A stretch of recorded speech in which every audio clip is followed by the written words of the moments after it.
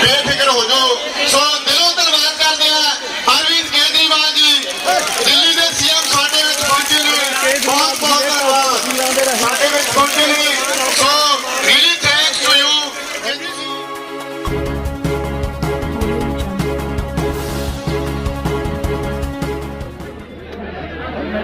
वाहिगुरु जी का खालसा, वाहिगुरु जी की फतेह।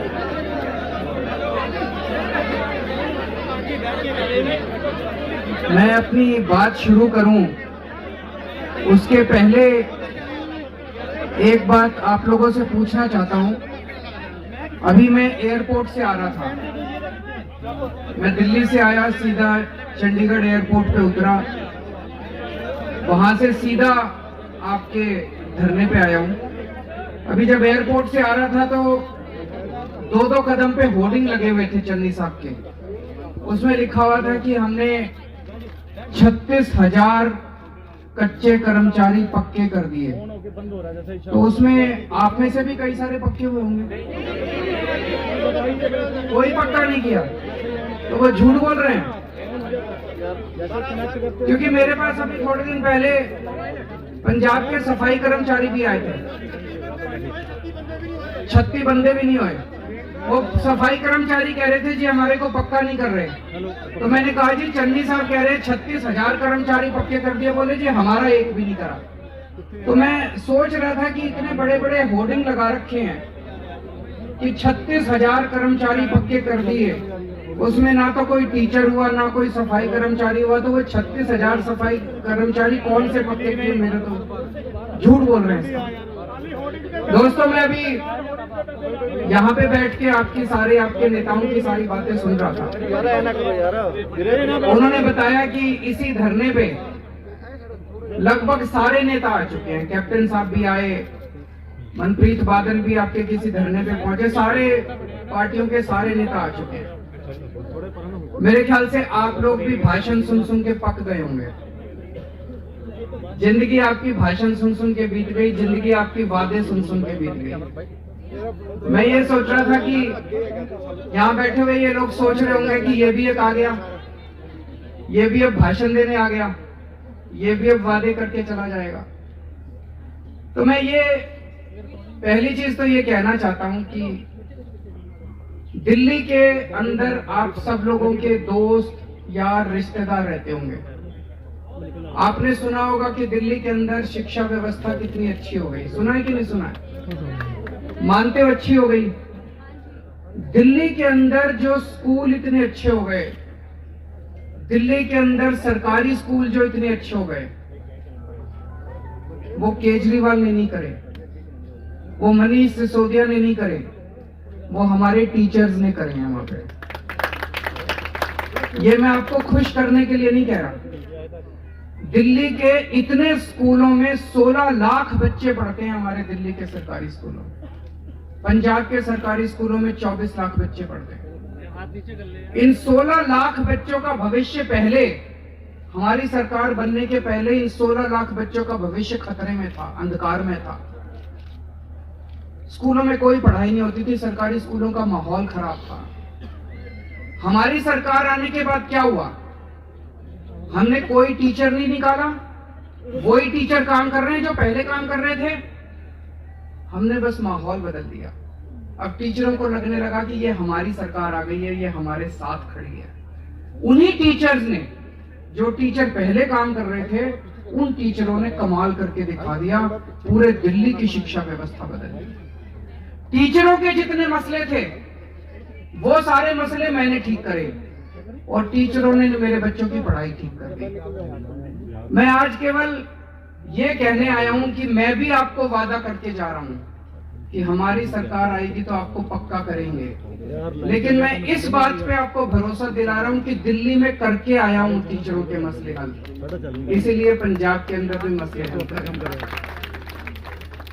मेरे पास अभी पंजाब के, मैं पिछली बार जब आया था लुधियाना में था, कई सारे टीचर्स मेरे से मिलने के लिए आए।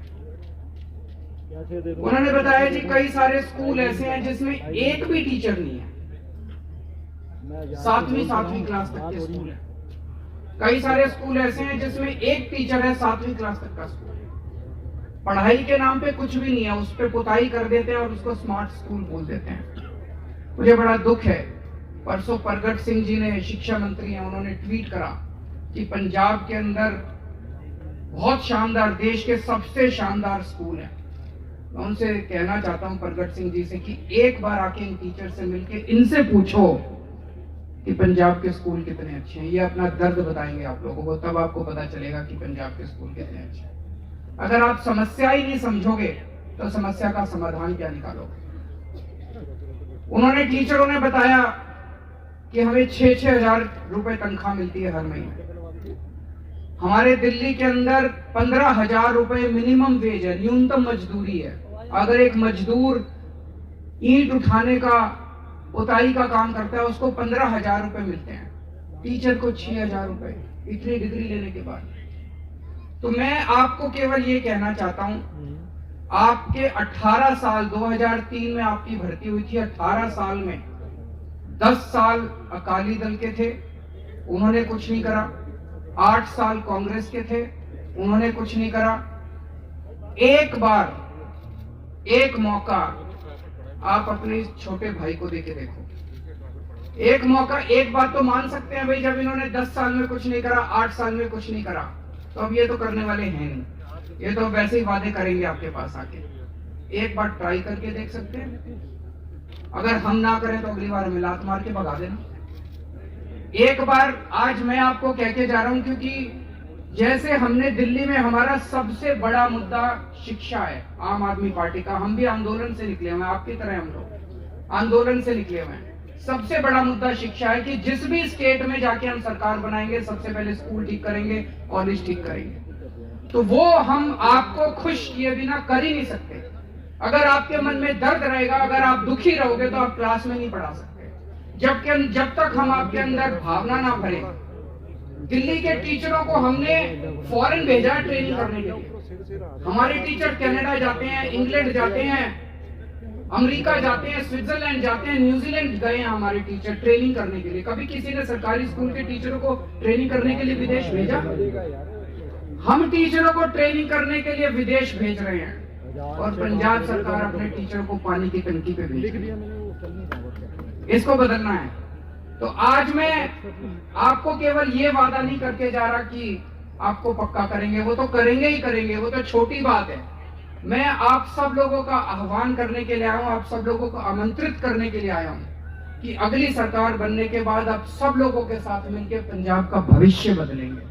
सब लोग मिलकर पंजाब का भविष्य बदलेंगे। मैं बड़ी बड़ी बातें करूं, लंबे लंबे भाषण करूं, वो ठीक नहीं लगता। आप लोग बड़े तकलीफ में हो, बहुत भाषण सुन चुके, बहुत वादे सुन चुके। एक ही चीज कहना चाहता हूं, एक बार मेरे ऊपर भी विश्वास करके देखो। बहुत बहुत शुक्रिया, बहुत बहुत धन्यवाद। प्लीज अनुशासन बना देना तो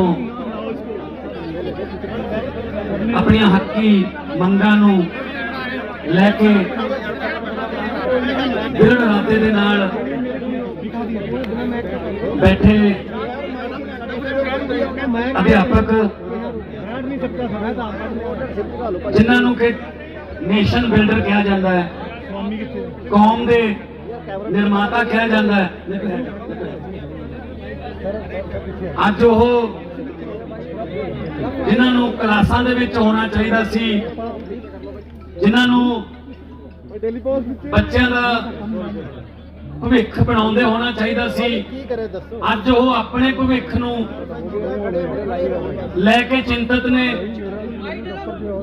वो नारे ला रहे ने, वो कुट खा रहे ने। अज तो नहीं, बहुत सालों तो पानियां दी टैंकियां ते चढ़े ने, किते नहरां च छालां मारन ते मजबूर हो रहे ने।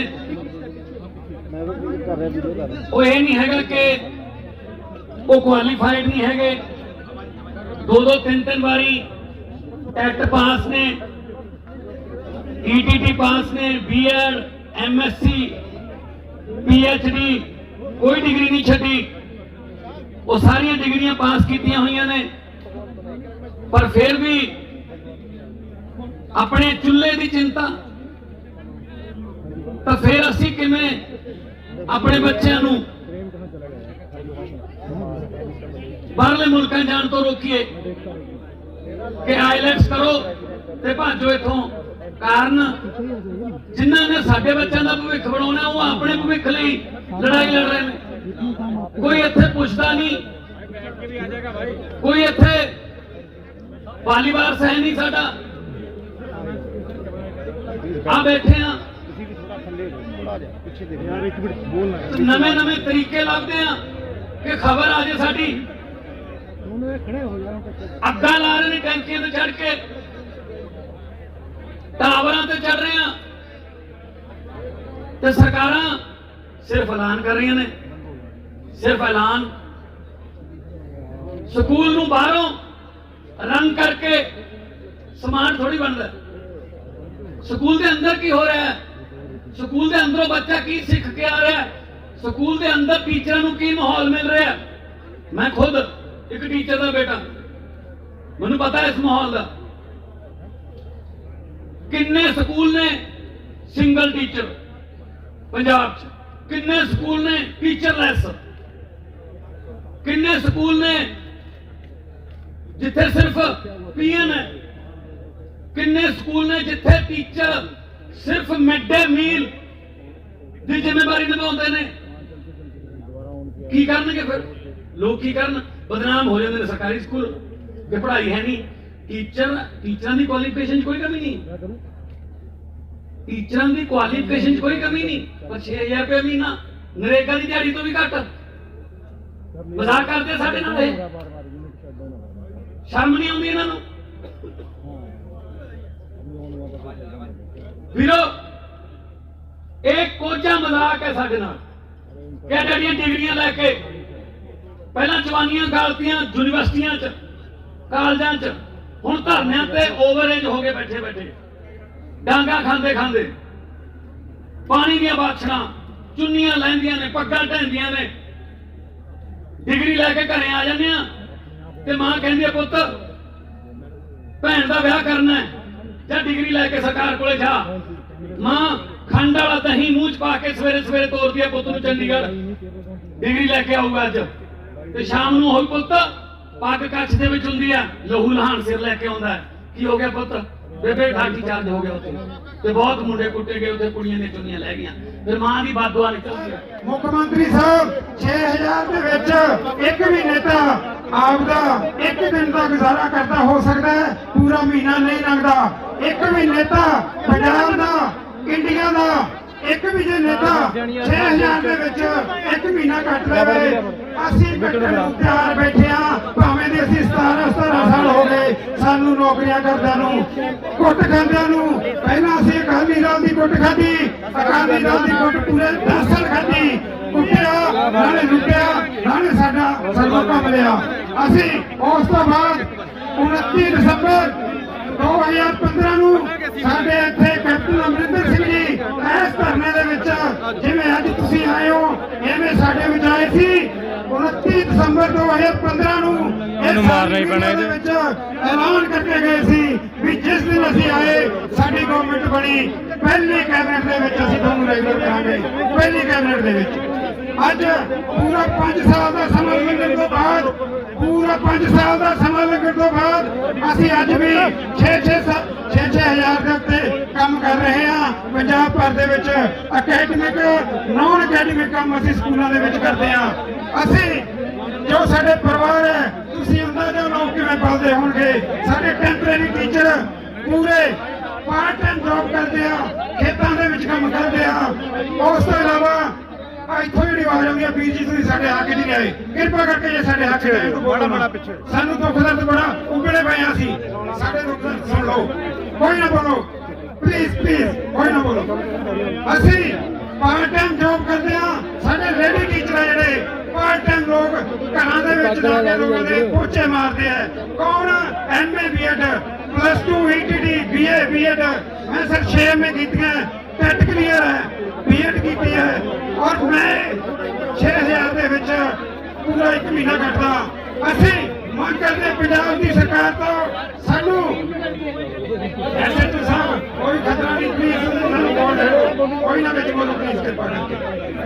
ਅਸੀਂ बैठ जाओ ज्यादा बैठ जाओ प्लीज ਬੈਠ ਜਾਓ ਯਾਰ ਬਹਿ ਜਾਓ ਯਾਰ ਸੜਕਾਂ ਤੇ ਰੋਂਦੇ ਆ ਰਹੇ ਆ ਜਿਵੇਂ ਵਿਦੇਸ਼ਾਂ ਦੀ ਇੱਕ ਐਗਜ਼ਾਮਪਲ ਹੈ ਕਹਿੰਦੇ ਖਾਣ ਵਾਲੀਆਂ ਚੀਜ਼ਾਂ ਜਿਹੜੀਆਂ ਉਹ ਸ਼ੋਰੂਮਾਂ 'ਚ ਹੁੰਦੀਆਂ ਕਿਉਂਕਿ ਉਹਨਾਂ ਨੂੰ ਖਾ ਕੇ ਅਸੀਂ ਸਿਹਤ ਬਣਾਉਣੀ ਹੁੰਦੀ ਹੈ ਔਰ ਜਿਹੜੇ ਜੁੱਤੇ ਪੈਰਾਂ 'ਚ ਪਾਉਣੇ ਆ ਉਹ ਸਾਡੇ ਸੜਕਾਂ ਦੇ ਉੱਤੇ ਰੇਹੜੀਆਂ ਦੇ ਉੱਤੇ ਪਏ ਹੁੰਦੇ ਆ ਪਰ ਸਾਡੇ ਦੇਸ਼ ਦੇ ਵਿੱਚ ਇਸ ਤੋਂ ਟੋਟਲੀ ਉਲਟਾ ਹੈ ਜਿਹੜੇ ਨੈਸ਼ਨ ਬਿਲਡਰ ਹੈ ਇਹ 13 ਸਾਲ ਤੋਂ ਸੜਕਾਂ ਤੇ ਰੋਂਦੇ ਪਏ ਆ ਜਿਹਨੇ ਆਉਣ ਵਾਲਾ ਭਵਿੱਖ ਬਣਾਉਣਾ ਹੈ ਨਵੀਂ ਜਨਰੇਸ਼ਨ ਬਣਾਉਣੀ ਹੈ ਅਗਲੀ ਪੀੜ੍ਹੀ ਨੂੰ ਜਨਰੇਟ ਕਰਨਾ ਹੈ ਉਹ ਅਸੀਂ ਟੈਂਪਰੇਰੀ ਨੌਕਰੀਆਂ ਦਾ ਦੁੱਖ ਹਟਾਉਂਦੇ ਹੋਏ ਆਪਦੇ ਦੁੱਖ ਦਰਦ ਨੂੰ ਇੱਥੇ ਪੰਜਾਬ ਸਰਕਾਰ ਅੱਗੇ ਸੁਣਾਉਣ ਆਏ ਸੀ ਅਸੀਂ 16 ਜੂਨ ਤੋਂ ਇੱਥੇ ਬੈਠੇ ਆ ਲਗਭਗ 165 ਦਿਨ ਹੋ ਗਏ ਸਾਨੂੰ ਬੈਠਿਆਂ ਨੂੰ ਅਜੇ ਤੱਕ ਪੰਜਾਬ ਦੀ ਸਰਕਾਰ ਪੰਜਾਬ ਦਾ ਮੁੱਖ ਮੰਤਰੀ ਜੋ ਐਲਾਨ ਕਰਨ ਤੇ ਲੱਗੇ ਹੋਇਆ ਅਜੇ ਤੱਕ ਸਾਡੇ ਕੋਲ ਨਹੀਂ ਆਏ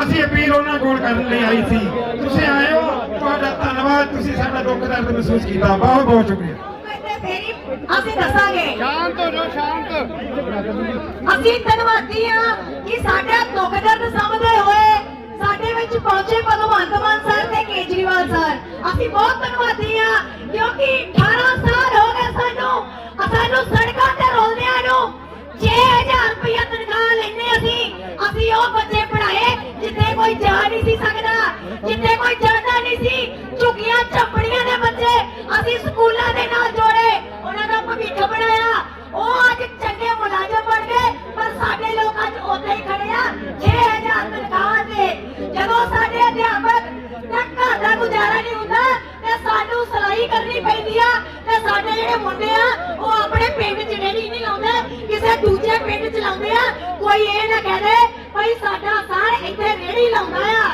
ਇਸ ਕਰਕੇ ਅੱਜ ਦੇਸ਼ ਦਾ ਭਵਿੱਖ ਦੇਖ ਲਓ ਸਰਕਾਰਾਂ ਜਾਂਦੀਆਂ ਰਹੀਆਂ ਆਉਂਦੀਆਂ ਰਹੀਆਂ ਪਰ ਅਧਿਆਪਕ 6000 ਵਾਲਾ ਅੱਜ ਵੀ ਉੱਥੇ ਖੜਾ ਬੜੀ ਸ਼ਰਮ ਦੀ ਗੱਲ ਹੈ ਜਿਹੜੇ ਅਧਿਆਪਕ ਨੇ ਸਮਾਜ ਸਿਰਜਣਾ ਸੀ ਅੱਜ ਉਹ 6000 ਰੁਪਏ ਲੈ ਰਿਹਾ ਸਾਡੀ ਇੱਕੋ ਇੱਕ ਮੰਗਿਆ ਭਾਈ 18 ਸਾਲ ਦਾ ਤਜਰਬਾ ਰੱਖਦੇ ਆ ਓਵਰ ਏਜ ਹੋ ਗਏ ਆ 18 ਸਾਲ ਦਿੱਤੇ ਆ ਸਰਕਾਰੀ ਸਕੂਲਾਂ ਨੂੰ ਸਾਨੂੰ ਮਰਜ਼ ਕੀਤਾ